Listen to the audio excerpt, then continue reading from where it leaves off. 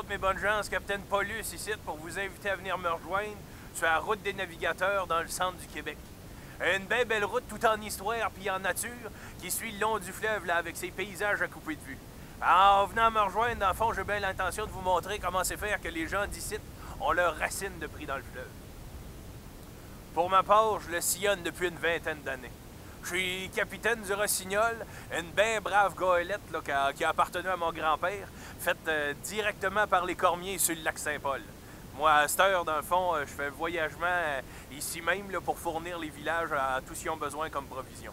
Mais trêve de parler, là, dans le fond, ce que vous allez faire, vous allez venir me rejoindre en 1900 pour naviguer ici le long du fleuve, puis venir découvrir une époque, dans le fond, là, avant même que le train puis l'automobile remplacent les vieux loups de mer comme moi.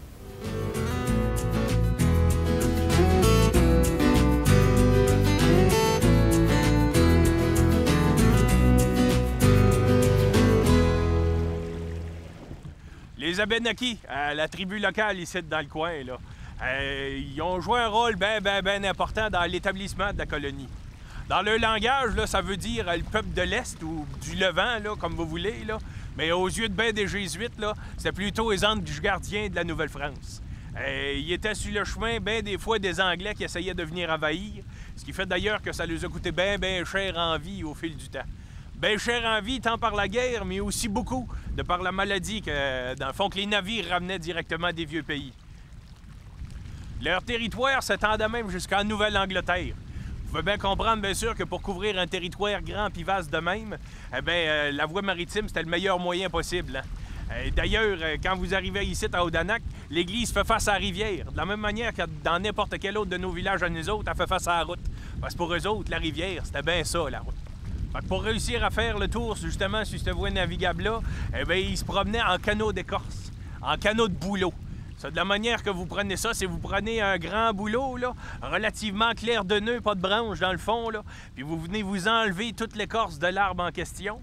Une fois l'écorce enlevée, vous la déposez. C'est un beau cadre, dans le fond, que vous avez en cèdre, là, qui va donner toute l'armature puis la force au canot en question.